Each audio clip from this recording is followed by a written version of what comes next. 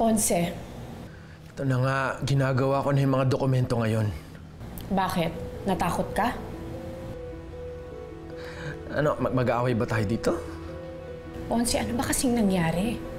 May ginawa ba ako? Wala. Wala! Eh bakit ayaw mo akong kausapin? Hope, please lang. Nag-uusap tayo ngayon bilang business partners. Pwede ba yung mga personal natin bagay, huwag na muna natin pag-usapan ngayon? Ponce, may nangyari na sa atin. Bago ka umalis, may nangyari na sa atin. Wala bang halaga yun sa'yo? Bakit sa'yo? Meron ba?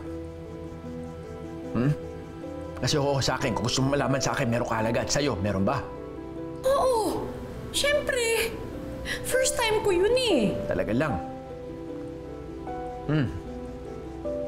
So anong sinasabi mo? Na nagsisinungaling ako sa'yo?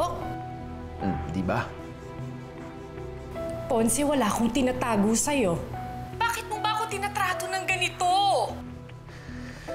Hope, mahal mo ba ako? Oo! Siyempre, mahal kita. Kung hindi kita mahal, hindi ako magpapakatangang nag-aalala. Sabihin mo sa akin, may nagawa ba ako? Kahit hindi ko maintindihan, tatanggapin ko. Bigyan mo naman ako ng konting respeto. Sige, kung ganon, edi kausapin mo yung kaibigan mo. Tanungin mo siya kung bakit ayaw kita kausapin ngayon.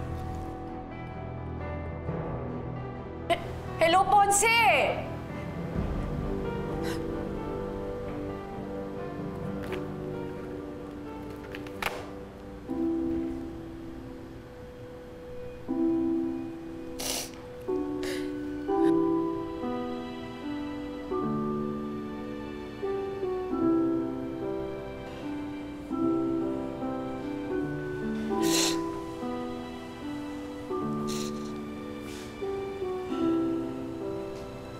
Bes, nag-message si Basher KJ Kevin Juan.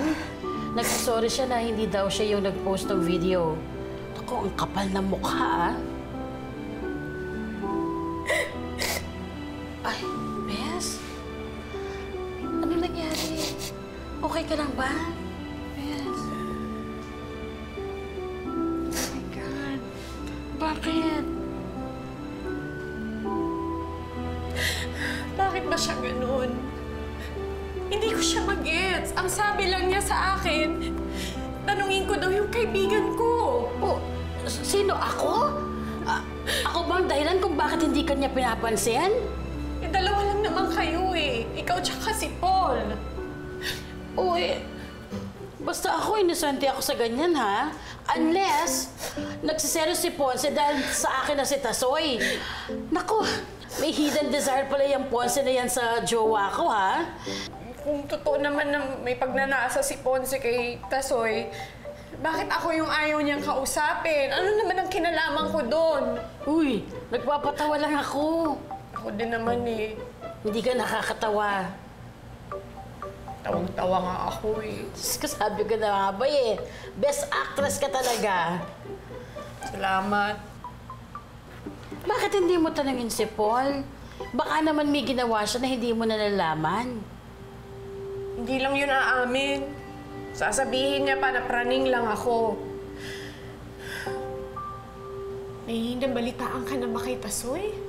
Sige, tatawagan ko siya bukas. Covered ko na yan. Sige. Kasi kapag hindi naayos to, sasabihin ko na lang kay Ate Pro na i-cancel na lang namin yung kontrata namin sa Madayaw. Naku, yan na. Ayan na, naku. Umiral na yung hiram na puso ni Hope Villanueva. Naku po. O sige, sasabihin mo kay Ate Pro mo. Tapos, ang sasabihin niya, Hope, why on earth you would want to do that? This is ridiculous. Keme, keme, keme. Diba? Why are you wasting our hidden wealth? My God! Look at the money going down. 10,000 peso na babo. Idadaan ko na lang sa alkohol. Buti pa nga.